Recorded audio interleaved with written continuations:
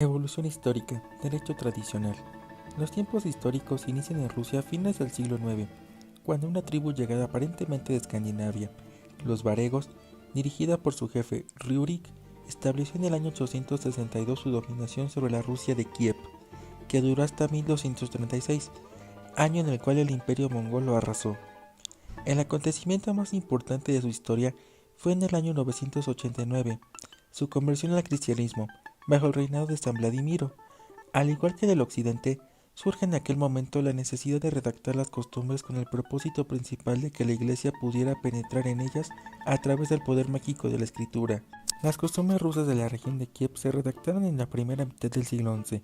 Estas compilaciones contienen numerosas variantes expuestas desde esa fecha hasta el siglo XIV en la Russkaya Pravda, periódico oficial del derecho ruso. Las compilaciones se redactaron en eslavo y dibujan una sociedad en términos generales más evolucionada que la de las tribus germánicas o escandinavas en la época en que fueron redactadas las leyes bárbaras.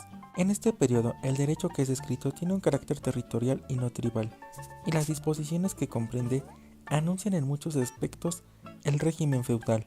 Por otra parte, la Iglesia, que se encontraba en aquellos tiempos gobernada en Occidente conforme a las leyes romanas, en Rusia se rige por el derecho bizantino, expresado por los nomocánones que unifican en su reglamentación el derecho civil y el derecho canónico. Evolución del derecho de la Rusia zarista y el Código de 1649.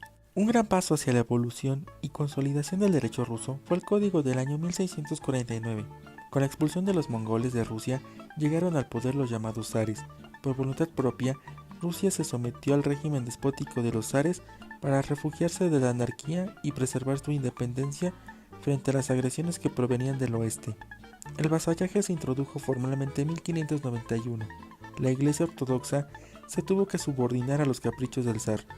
Las obras jurídicas más relevantes para la historia del derecho de este periodo son unas compilaciones cuya aspiración era publicar nuevas ediciones actualizadas de la Russkaya Pravda y del derecho bizantino. La obra jurídica realizada al respecto bajo el reinado del segundo zar de la dinastía de los Romanov, Alejo Mikhailovich, es de suma importancia. Por iniciativa de este soberano se realizó una obra de consolidación tanto del derecho laico como del derecho canónico de Rusia. El primero encuentra su expresión en el Código de Alejo Mikhailovich de 1649, que consta de 25 capítulos y 903 artículos. El segundo se publica en 1653 en una edición oficial de la Krumskaya, que sustituyó una obra precedente realizada en los 100 capítulos, conocida como Stoglap, de Iván el Terrible en 1551. Pedro el Grande y la modernización de Rusia y la caída del régimen zarista. Un nuevo periodo para el derecho ruso se abre con la llegada de Pedro el Grande al poder en el imperio. Rusia sale de su aislamiento y vuelve a entrar en contacto con el occidente. Pedro el Grande y sus sucesores le adoptan de una administración pública de modelo occidental. Sus esfuerzos, sin embargo, no trascendieron al derecho privado, por lo que no fueron de gran profundidad para el derecho ruso. Los dos grandes soberanos rusos del siglo XVIII, Pedro I el Grande y Catalina II, fracasaron ambos en su proyecto de revisar el Código de Alejo II para adoptar en Rusia, en el caso de Pedro I, un código de inspiración sueca y en el caso de Catalina II, un código conforme a las doctrinas de la Escuela del Derecho Natural. Por otra parte, se consiguió una administración pública más eficiente, pero no fue suficiente para palpar las necesidades del pueblo ruso.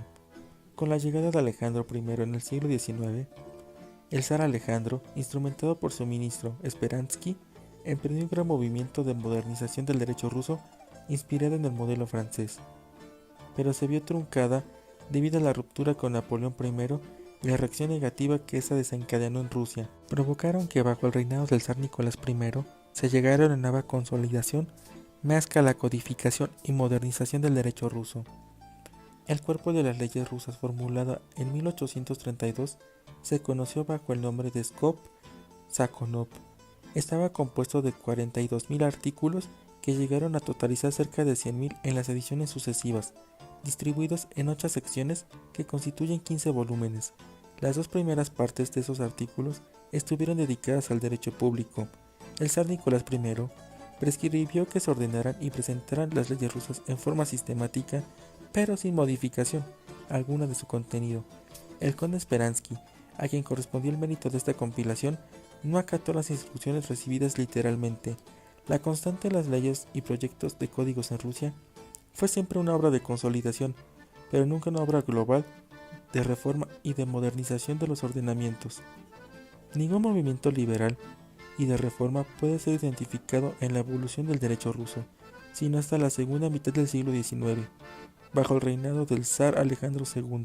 Este movimiento estuvo caracterizado principalmente por la abolición del vasallaje y una reforma de la organización judicial en 1864, que le dio a Rusia un código penal publicado en 1855 y revisado posteriormente en 1903. No obstante, el enorme esfuerzo que significó haber elaborado un proyecto de código civil, nunca se llegó a promulgar ningún código civil en Rusia. Más tarde, el atraso y la poca evolución del derecho ruso hacia reformas más liberales en pro del pueblo pasaron factura. Distintos movimientos surgieron en Rusia para derrocar al régimen zarista que se había vuelto obsoleto. En 1917 estalla la Revolución Rusa, que consuma la decadencia del régimen zarista, sustituyendo totalmente al viejo orden por uno inspirado en las ideas de Marx. Sin embargo, tal había sido el atraso del derecho ruso, que incluso los bolcheviques se encontraron ante un serio problema al intentar establecer un nuevo código. A la posterioridad, el derecho ruso pasó a ser derecho soviético, el cual se reformó totalmente en todos los campos. La URSS y su sistema jurídico. Para poder facilitar el entendimiento a las fuentes del derecho que se utilizaban en la Unión Soviética, es necesario fragmentarlo en 4 secciones, como lo hace el maestro Colignon. Sección 1, la ley. Sección 2, la jurisprudencia. Sección 3, la costumbre y las reglas de vida en común socialistas. Sección 4, la doctrina. Primeramente, respecto a la sección 1, la ley, era de manera indiscutible el principal componente del sistema de derecho soviético. Una similitud parecía existir entre el derecho soviético y los derechos de familia romano-germánica, con la única diferencia de que era puramente formal. La importancia que se le reconoce a la ley en los países de la familia romano-germánica se debe a que en estos países la ley se percibe como el modo de expresión, el más claro y por consiguiente más satisfactorio de las reglas de derecho. En la URSS, por el contrario, la primacía de la ley obedecía a que se veía en la ley el modo de creación más natural del derecho, estando plenamente identificado con la voluntad de los dirigentes. Por otra parte, se le confería una importancia primordial a la ley, porque se pretendía realizar en la sociedad ambos cambios rápidos y revolucionarios. El dinamismo del derecho soviético conducía inexorablemente a exaltar la función de la ley, opuesta a factores de evolución más lentos que podían representar la costumbre y la jurisprudencia. Finalmente, respecto al principio de la unidad de los poderes, la URSS no conocía la distinción occidental de la concepción formal y material de la ley. En el occidente, en su sentido formal, la ley es la decisión votada por el poder legislativo y promulgada por el poder ejecutivo. En su sentido material, la ley es una decisión que no necesariamente emana del poder legislativo, pero que contiene disposiciones imperativas del alcance general para que se conformen a ella determinadas reglas de conducta. Esta distinción obedece al principio llamado de la separación de los poderes, que atiende a establecer cierto equilibrio entre ellos. Respecto a la sección 2, la jurisprudencia, en la URSS, la función de esta difería por completo de la concepción que de ella se tiene en las democracias liberales, en un país en el que el derecho estaba subordinado a la política de los dirigentes y en el que se proclamaba la soberanía del pueblo, representado en este caso por el Parlamento. La jurisprudencia estaba limitada a la interpretación de la ley y carecía de su función creadora de derecho. La Constitución llegó a proclamar que los juzgadores son independientes y únicamente están sometidos a la ley. Sin embargo, y a pesar de estos principios, la jurisprudencia desempeñó una función importante en el Estado soviético y en la URSS. Para entender la función que tuvo la jurisprudencia, es necesario conocer previamente la organización judicial, así como algunas instituciones que podían resolver conflictos mediante un contencioso no judicial. La jerarquía judicial soviética conllevaba 4 escalafones jerárquicos: los tribunales populares, las Cortes Superiores de Repúblicas Autónomas, la Suprema Cortes de las Repúblicas Federadas y la Suprema Corte de la antigua URSS. Conforme al régimen interno de las repúblicas socialistas, podían existir jurisdicciones intermedias. Los tribunales populares de las delegaciones o ciudades estuvieron compuestos por juzgadores y asesores populares elegidos por los ciudadanos. Sentenciaban, en primera instancia, aproximadamente a 95% de los juicios. Respecto a la Suprema Corte de la antigua URSS, supervisaba la actividad judicial de las Cortes de las Repúblicas Federadas y estuvo integrada por 17 jueces y 45 asesores del pueblo.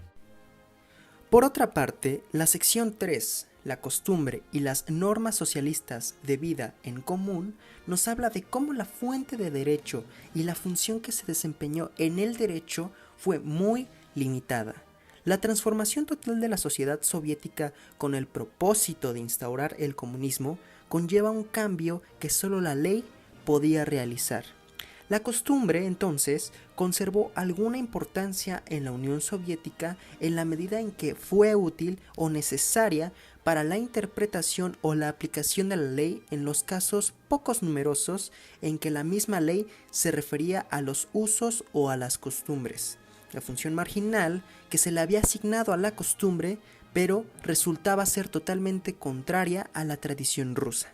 Sin embargo, se podía pensar que la costumbre podría tener un gran porvenir cuando se accediera al comunismo, ya que las relaciones entre los hombres serían reguladas por la sola costumbre. Y, finalmente, la sección 4, la doctrina. Discurrir en la antigua URSS sobre la doctrina y sobre su función en el derecho soviético presuponía un análisis más vasto que la simple consideración de obras jurídicas. Previo a su análisis, era preciso interesarse en los documentos en donde se había impreso con autoridad la doctrina marxista-leninista. Al derecho, finalmente, se le concebía como la aplicación de esta doctrina que gravitaba en torno a la política de los dirigentes soviéticos. Los autores soviéticos justificaban de manera constante sus afirmaciones con citas o referencias a los escritos de Marx, Engels o Lenin, cuyas obras constituían el vértice de toda biblioteca jurídica. El jurista soviético o cualquier persona que quisiera estudiar el derecho soviético debía referirse necesariamente a ellos. Organización jurídico-política de Rusia a partir de 1993. La Constitución de 1993 declara a Rusia un Estado democrático y federal, cuyo sustento se encuentra en el imperio de la ley y con una forma republicana de gobierno. Dicta que la forma de gobierno será semipresidencial, conformada por un presidente electo por los ciudadanos de forma directa y un primer ministro encargado del interior, además de un cuerpo de ministros responsables ante el Parlamento. Poder ejecutivo. Como ya mencionamos con anterioridad, el poder ejecutivo se compone de dos figuras, el presidente y el primer ministro. El presidente es electo de forma directa por los ciudadanos, mientras que el primer ministro es elegido por el presidente y ratificado por la Cámara Baja del Poder Legislativo, que es conocida como Duma en Rusia. Originalmente en el texto de la Constitución de 1993 declara que el presidente durará 4 años en el poder y tendrá derecho a una reelección. Pero, tras las recientes modificaciones, se modificó que la duración del presidente será de 6 años. Los críticos del sistema ruso señalan que Rusia atraviesa por una fase de fragilidad institucional y democrática, a falta de partidos altamente estructurados y con ideología clara. Además, se menciona que el presidente tiene un poder que es exacerbado y que de cierta forma es mayor al que tiene su homólogo en Francia respecto a la división de poderes. Pues si bien el texto constitucional está bien estructurado, en la práctica esto no se lleva a cabo. Poder legislativo. Está conformado por la Asamblea General, que es la Duma Federal con 450 miembros electos por un periodo de 6 años, y el Consejo Federal, que tiene 178 miembros, que son electos por igual 6 años después de la reforma de 2011. Y son 2 por cada entidad federativa, de las cuales uno es electo por los ciudadanos y otro es elegido por el Poder Ejecutivo de la localidad. Poder Judicial. Las controversias civiles, administrativas, constitucionales y criminales se resuelven únicamente frente al tribunal con potestad para hacerlo y que tengan sustento en la ley para resolverse. La máxima autoridad judicial para revisar actos de constitucionalidad y actos de autoridad es la Corte Constitucional, que está conformada por 19 jueces elegidos por el presidente y ratificados por el Congreso Federal, que duran en su cargo 12 años. En cambio, en los juicios, la máxima autoridad para los casos civiles, administrativos y criminales es la Suprema Corte de Justicia, y de los asuntos económicos y mercantiles es la Corte Suprema de Arbitraje, que igual, como en el caso de la Corte Constitucional, también son elegidos por el presidente y ratificados por el Congreso Federal. Estructura política de Rusia. Como se pudo ir dilucidando, Rusia es una república federal. La Federación Rusa sigue la máxima jurídica. Todas aquellas facultades que no estén explícitamente otorgadas a la Federación o que estén contempladas en el ámbito de las facultades concurrentes recaen en el ámbito de las entidades federativas. Fuentes y estructura del derecho.